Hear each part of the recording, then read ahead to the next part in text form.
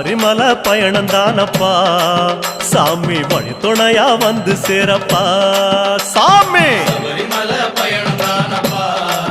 சாமி வழி துணையா வந்து சேரப்பா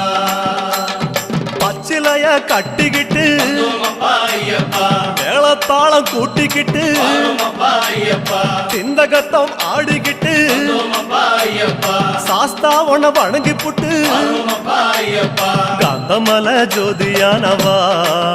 எங்க காவலாக வந்து சேரப்பா ஐயப்பா காந்தமல ஜோதியானவா எங்க காவலாக வந்து சேரப்பா சன்னதியில் கட்டுங்கட்டி ஐயப்பா சபரிமலை காடு தேடி ஐயப்பா